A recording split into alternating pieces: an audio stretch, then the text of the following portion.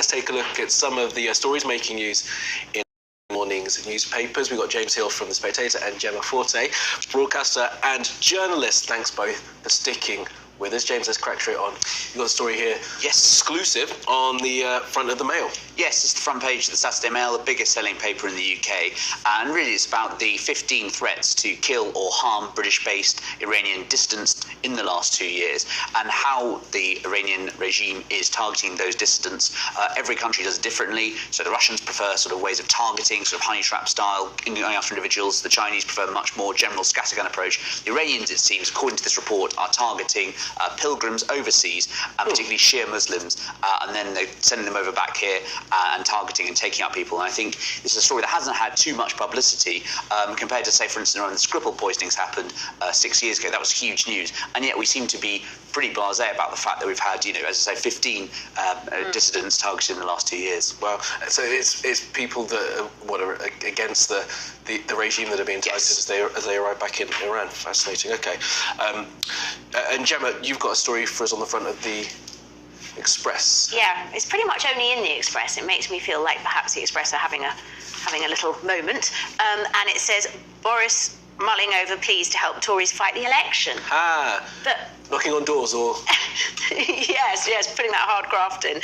It's bizarre, like the man who turned Number 10 into a moral vacuum was sort of pretty much disgraced. I don't think that there's much in this story, because how would he come back? Like, he'd have to would create another peerage, as Sunak did with Cameron. I think that'd be pretty controversial. And by all accounts, the two men don't even like each other. Like, they're complete rivals. I mean, I don't know. If Nadine Dorries is to be believed, there's nothing in it. I can't really see Boris Johnson riding to the rescue of the man who took him out. So I'm a bit sceptical of it. Although he might. And would it be that personal? It's not about the party. It's about the personalities. I think there's a huge amount of ill will there between the two men after what went down. What I would see a scenario where Boris goes and campaigns for a few favourites across the UK, people who'd really backed him over the past few years. So you could see that, but I don't think he's going to be out on rallies, joint ticket, that kind of stuff. No, I feel like that ship has sailed. He wasted a lot of political capital very quickly. All right, let's move on to the story in the Times. James, just talk us through the reporting on this. Collapsing Muslim support will not cost many seats. Yes, so 5 months on from the Gaza crisis, obviously it's been a huge dividing line within the Labour Party, but the Times has done some analysis which suggests that it would only cost, even if there was a huge drop in the number of Muslim voters backing Labour at the election, it would only expect the Tories to save 8 seats as a result of this in certain parts of the country. So there was a big sort of talk about, how many seats will this cost Labour? Potentially, there were some reports earlier in the year about up to 30, say, for instance. Actually, looking at the analysis, it only appears to be a handful or so. And that's partly because where those votes are distributed in for pretty safe Labour seats, and also Labour has such a massive lead of 20, 25 points as a whole, they can afford, frankly, to lose some voters in some constituencies. I only mention the story because Rochdale by-election is going to be in 3 weeks' time. That's going to be fascinating because George Galloway is running and he's trying to make it a referendum on Gaza.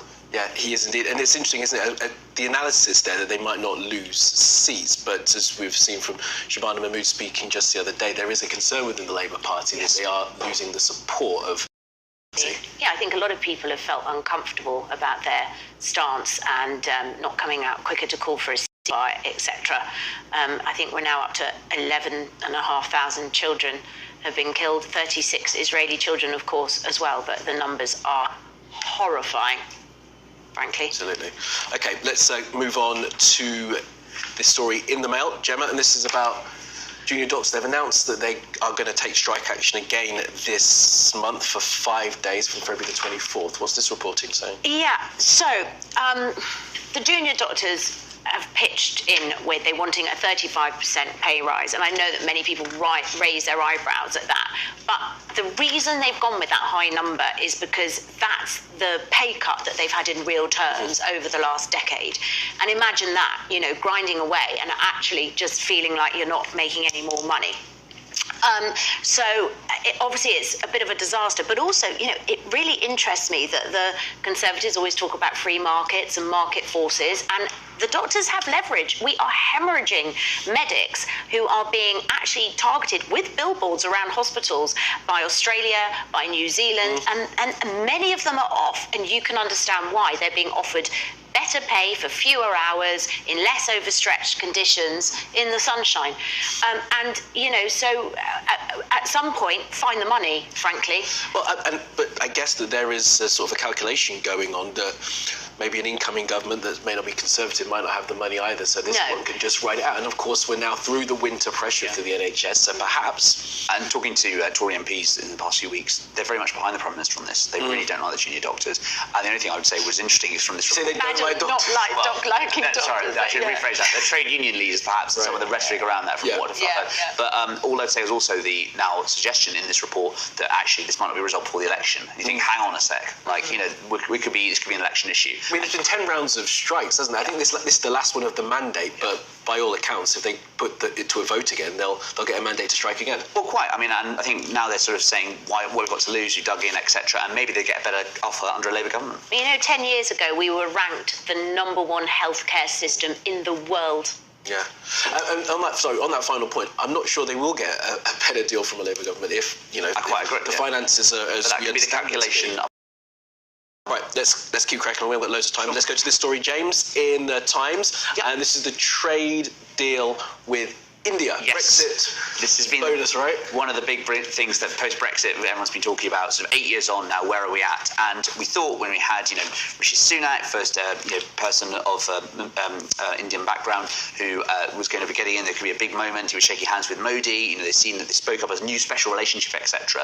Both countries got elections this year, and India's about to go into that kind of short campaign bit where they can't do any more kind of government business. So they're pushing the UK for a deal before those elections, and yet they're not prepared to give them, because what we're getting out of Whitehall on the government side is India just wants basically to have a very kind of token deal. They want the idea in principle, but not actually the substance of it. And they're really debating over tariffs. And this is the continual line about free trade, which is that you get like diffuse benefits, but concentrated costs. And is it still over the tariffs? It's not about the visa as well? Those are the two issues, yeah. Right.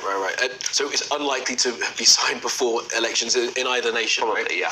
To any satisfaction of it. It sounds like it. They've just done a huge deal with the EFTA countries, haven't they, for 100 billion of investment into India. So that's Switzerland, Norway, Iceland, and Liechtenstein. My worry lies with the big report in the Mirror last week, which spoke about the huge conflict of interest, where Sunak's father-in-law company, Infosys, are vying for contracts worth 750 million.